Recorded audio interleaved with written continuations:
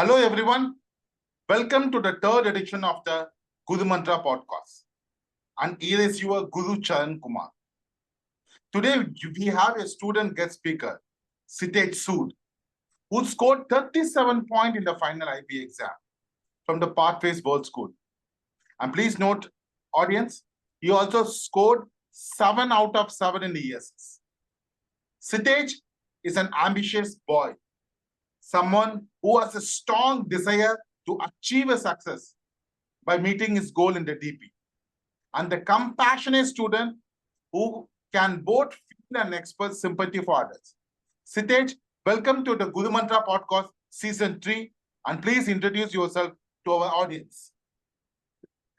Thank you, sir. It's nice to be here. So, hi everyone. My name is Kshitij, and as Guru Sood just said, I'm an IB 37 graduate, and I got a 7 in ESS. Yeah, that's about it. Overall, Brilliant. as for my plans, next year I'm planning to take a gap year this year, and then go to the UK next year to study law. Along with that, I'd say my hobbies include playing with, debating, participating in theater, and just generally reading about history. That's what I'm interested in. Good. So, Kshitij, first we will go some of the questions related to the paper 1. So, what advice would you give to students aiming to improve their performance in the paper 1? Are there any specific study technique or resources that you found particularly helpful to achieve 7 out of 7 in ESS? Well, honestly, in paper 1, you have the resource booklet given to you, and most of the questions can be answered from the resource booklet. You just have to read it very carefully. Make a note of every single term that's in there, because ultimately all the questions are related to it. Apart from that, I'd say learn some ESS terminology. That will help you. And don't rely completely on the booklet. It won't give you everything. It'll give you most of the things. And yeah, that's about it. So, Kshitij, we will start from some of the questions related to paper 1. What advice would you give to students aiming to improve their performance in the paper 1? Are there any specific study technique or resources that you found particularly helpful to achieve 7 out of 7 in the ESS paper? Well, paper 1, it's a structured paper. You have a case study given to you already. And well, that's the best part of it, because most of the things in in the paper 1, you can look over it in the case study and you can get a good idea of how to answer it. But to do that, firstly, you need to know, you need to have some knowledge about ESS. You can't just completely go in blank. So with that, I'd like to say passively learn some case studies in ESS that will help you out. And as for the 6 mark, I'd say do it first, because then you can really learn. It really opens up your mind. You have more information to use in the shorter questions then. Yeah. Okay, good. So, Kshitij, tell me one thing. Paper 1 often requires the application of scientific principle and concept to the environmental scenarios. How did you ensure your understanding of this concept was comprehensive and accurate while answering the exam questions on the paper 1? I'm sorry, sir. Can you repeat that one? So I'm saying paper 1 often requires the application of the scientific principles and the concepts. Right, yeah. So to the environmental scenario. So how did you ensure your understanding of this concept was comprehensive and accurate while answering the exam questions on the paper 1?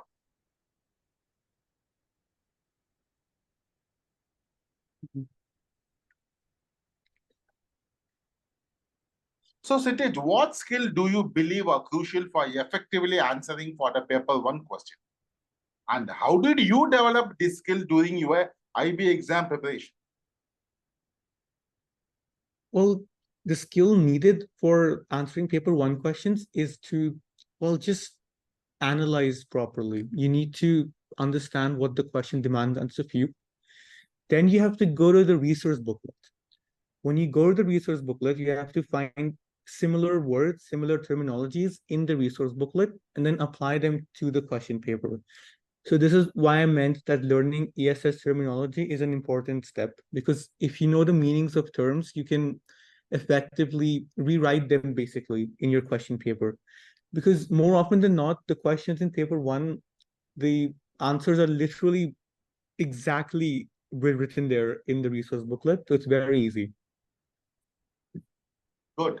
So, Sajid, one of the main challenge for most of the ESS student is attempting the 6-mark question on the paper one, which carries a 17% of the total score.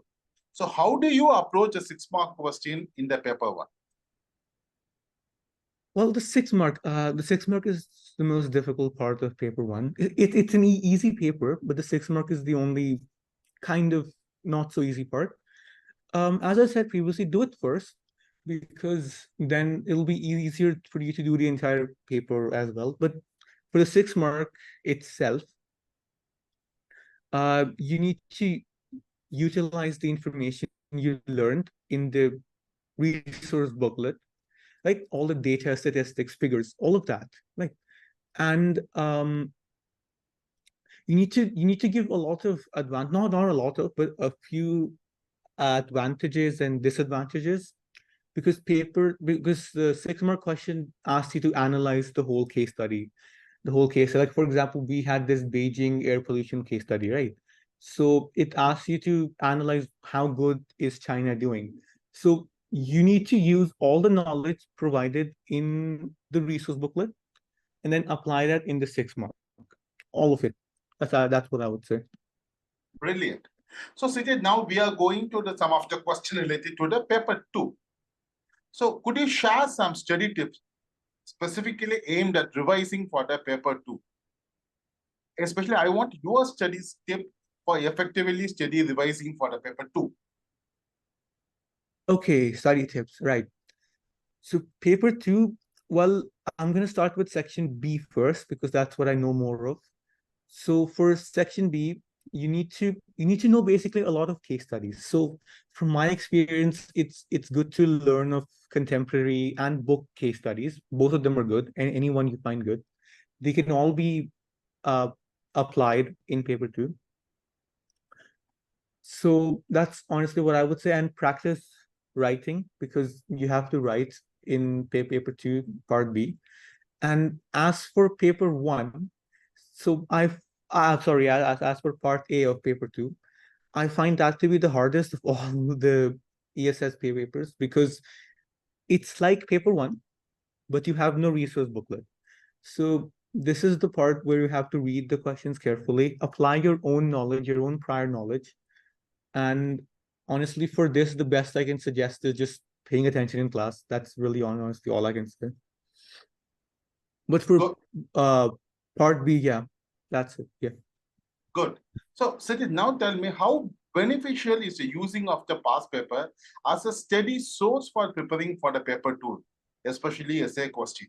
I hope you remember I have given the past paper booklet and you have used it effectively throughout the year. So can you tell what strategy you have employed to make most of them by using the past paper for the paper two? So for paper two, as I said, it's a longer paper. You need to know the format of it very well. And honestly, Guru Sir's past paper booklets, your past paper booklets have been very helpful, because you've compiled all the years past papers into them, and answering them gives you new ideas, perspectives. And when you start writing, when you start writing an essay, that's when more ideas start coming into your head. And when more ideas start coming into your head, you should write them down, like just 1 or 2 words, right, on a scrap piece of paper. Just write them down. Then you remember them, and you can use them in the actual paper. So do the past papers, do the essays of the past papers, to build up your knowledge of uh, ESS questions and all of that. And for part A also, you learn more of ESS terminologies and questions of different units, and that will be helpful for you in part A. Yeah. Good. So what are the common mistakes normally ESS students make in their paper two? as per your opinion? Common mistakes in paper two. I think people focus too much on the 4 mark question when choosing which one they want to attempt. And that because see the 9 mark is worth more. And you should choose your question depending on the 9 mark, if you can write on it or not. 9 and 7 mark, but more on the 9 mark.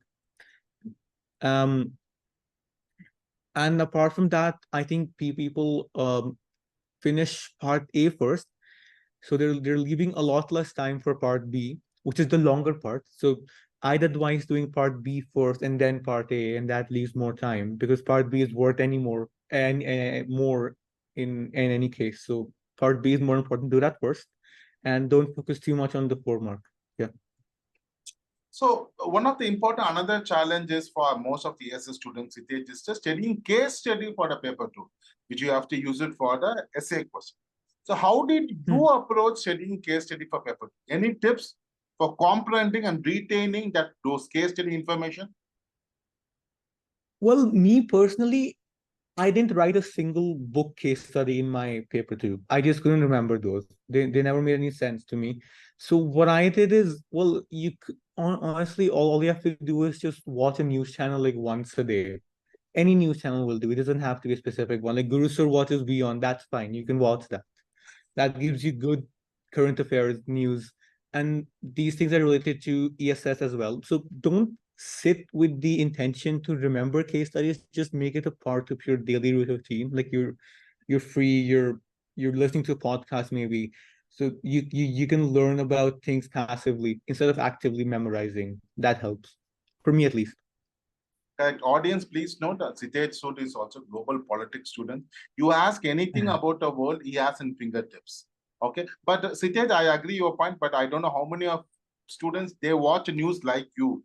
Okay. You take it in the real life example, but I would advise other students, they have to read. If everyone like Kshitij Sood watching the news, that will be fantastic for them. It doesn't have to be for a long time either. Just 5 minutes a day is completely fine. It's enough. Brilliant. Brilliant.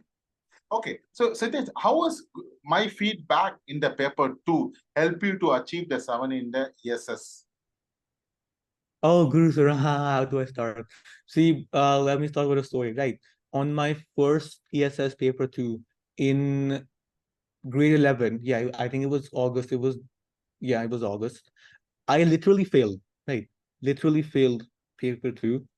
I got a I got a two, I think, in paper two. Overall three, but two in paper two. So Guru Sir, Guru Sir really helped me out here. He identified my mistakes. Right. And he told me how exactly to improve on them. Like he told me I wasn't writing enough, I was writing too less. And also that my knowledge of ESS was limited. So he gave me resources, right? He gave me his own personal ESS book because I didn't have an ESS book. So in ESS, your best friend will be Guru. So if you have any problem, just go and talk to him. He will listen to you carefully. He will identify your mistakes and he will help you with them. I've seen that happen. So yeah. Good. So thank you, Kshitij. So now, Kshitij, we are going to some of the questions related to the IE. Listeners, please note, one of the best IE in this batch, I can say Kshitij Sood IE, and he got 7, okay, in the IE also. He put actually his blood and sweat on each of his IA part, which I have personally seen. So, Kshitij, when conducting a secondary research, because you have taken the IA on the secondary research, Borneo Forest. So, what strategy did you employ to collect the data effectively for the ESSI?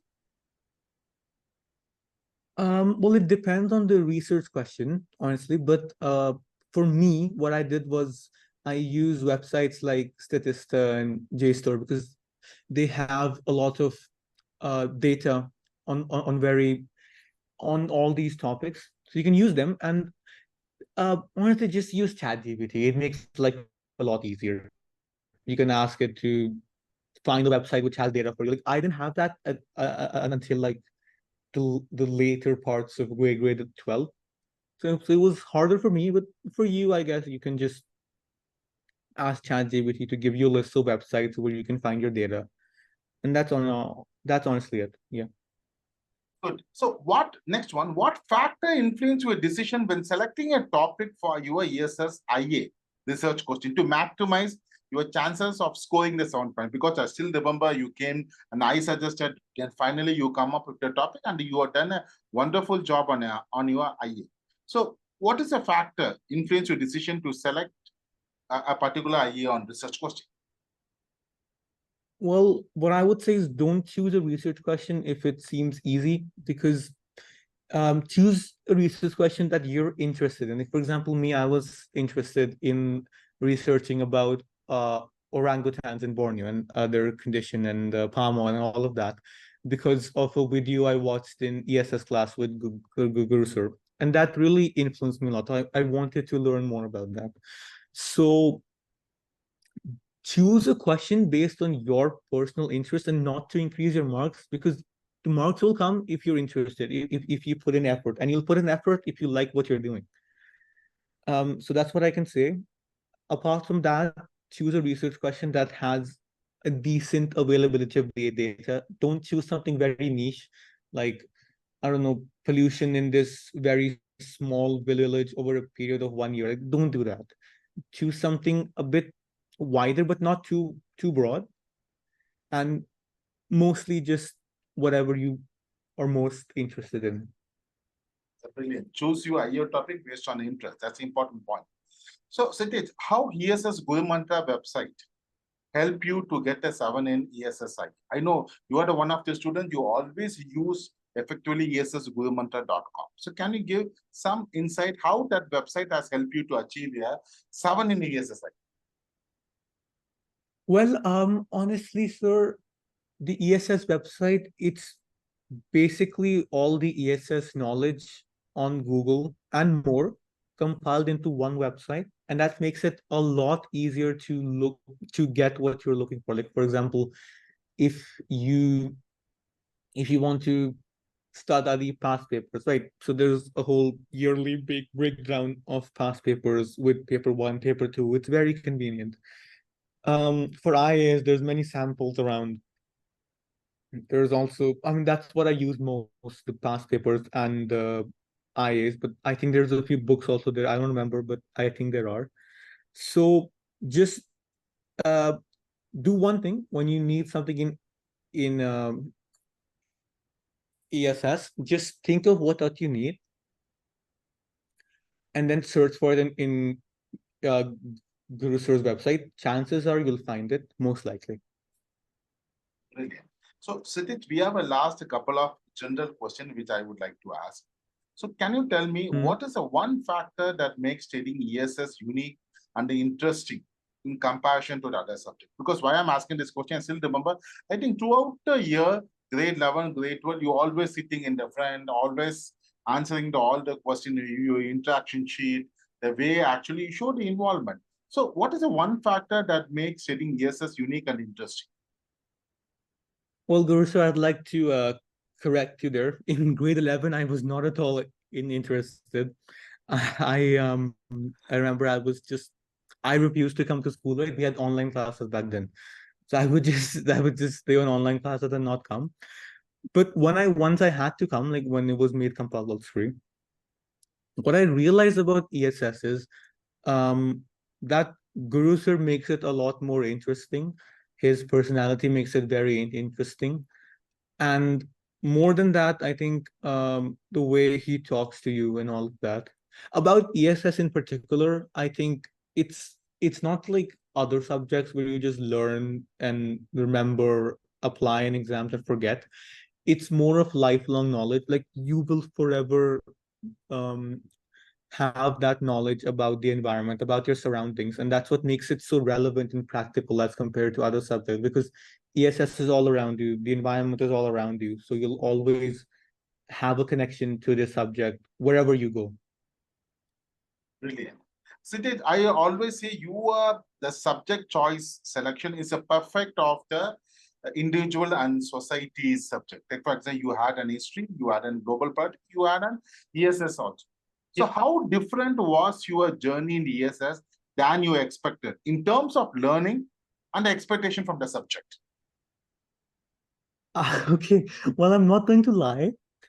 I took ESS because I thought it would be easier than other sciences. Like, it will be a very easy and chill subject. Just get it over with. And honestly, it is easier. It is far easier than other sciences, like physics, for example. Not even in comparison. But that's not it. And I went in with this expectation that it'll just be one of those subjects. But it's also very interesting, right? Learning about new things, learning about new perspectives on the environment, because you go in with the expectation that ESS is just gonna be like cars bad, cycles good, but it's also more than that. You learn about the climate and different ways that the world around us changes, or the environment around us changes, and that and e- and we and I learned that all in class. So I found that very unexpected and interesting. And of course, it wouldn't have been all this fun if not for Guru Sir's amazing personality. He really guided me through the subject, and I'll be thankful for that. Yeah. Brilliant. Kshitij, it's an amazing conversation with you about your success, and all your experience will be a lesson for many DPES students who want to achieve a high grade like you, 7 out of 7. Kshitij, before we close, your final words.